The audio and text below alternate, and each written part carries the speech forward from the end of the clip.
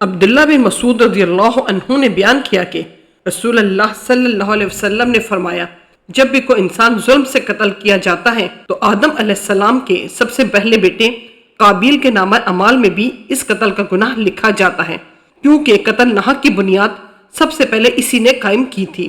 صحیح بخاری حدیث نمبر 3335۔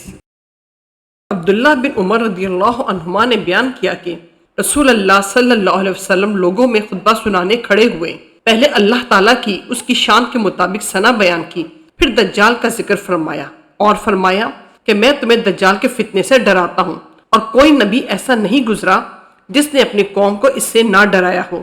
نوح علیہ السلام نے بھی اپنی قوم کو اس سے ڈرایا تھا، لیکن میں تمہیں اس کے بارے میں ایک ایسی بات بتاتا ہوں جو کسی نبی نے بھی اپنی قوم کو نہیں بتائی تھی۔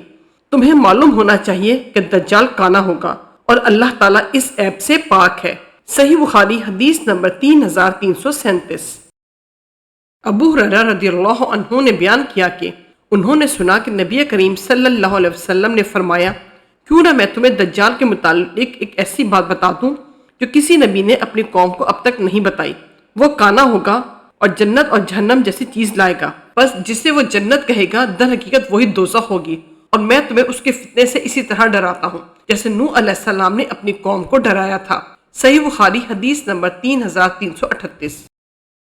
عامش نے بیان کیا، ان سے ابو صالح نے اور ان سے ابو سعید خدری رضی اللہ عنہ نے بیان کیا، نبی کریم صلی اللہ علیہ وسلم نے فرمایا، قیامت کے دن نوح علیہ السلام بارگاہ الہی میں حاضر ہوں گے۔ اللہ تعالیٰ دریافت فرمائے گا، کیا میرا پیغام تم نے پہنچا دیا تھا؟ نوح علیہ السلام عرض کریں گے، میں نے تیرا پیغام پہنچا دیا تھا اے رب العزت۔ اب اللہ تعالیٰ ان کی امت سے دریافت فرمائے گا، کیا نوح علیہ السلام نے تم تک میرا پیغام پہنچا دیا تھا؟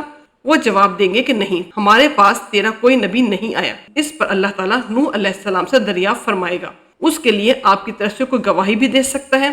وہ عرض کریں گے کہ محمد صلی اللہ علیہ وسلم اور ان کی امت کے لوگ میرے گواہ ہیں۔ چنانچہ ہم اس بات کی شہادت دیں گے کہ نوح علیہ السلام نے پیغام خداوندی اپنی قوم تک پہنچایا تھا، اور یہی مفہوم اللہ جل ذکر کے اس ارشاد کا ہے، اور اسی طرح ہم نے تمہیں امت وسط بنایا تاکہ تم لوگوں پر گواہی دو، اور وسط کے معنی درمیانی کے ہیں۔ صحیح بخاری حدیث نمبر 3339۔ حضرت ابن عباس رضی اللہ عنہما نے بیان کیا کہ نبی کریم صلی اللہ علیہ وسلم نے فرمایا، غزوہ خندق کے موقع پر پروا ہوا سے میری مدد کی گئی اور قوم عاد پچھوا ہوا سے ہلاک کر دی گئی تھی۔ صحیح بخاری حدیث نمبر 3343۔ عامش نے بیان کیا، ان سے ابو صالح نے اور ان سے ابو سعید خدری رضی اللہ عنہ نے بیان کیا، نبی کریم صلی اللہ علیہ وسلم نے فرمایا، قیامت کے دن نوح علیہ السلام بارگاہ الہی میں حاضر ہوں گے۔ اللہ تعالیٰ دریافت فرمائے گا، کیا میرا پیغام تم نے پہنچا دیا تھا؟ نوح علیہ السلام عرض کریں گے، میں نے تیرا پیغام پہنچا دیا تھا اے رب العزت۔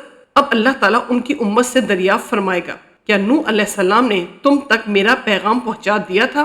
وہ جواب دیں گے کہ نہیں، ہمارے پاس تیرا کوئی نبی نہیں آیا۔ اس پر اللہ تعالیٰ نوح علیہ السلام سے دریافت فرمائے گا، اس کے لیے آپ کی طرف سے کوئی گواہی بھی دے سکتا ہے؟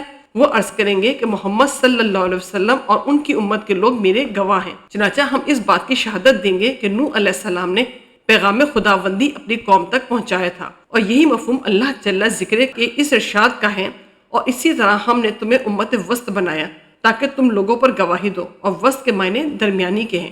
صحیح بخاری حدیث نمبر 3339۔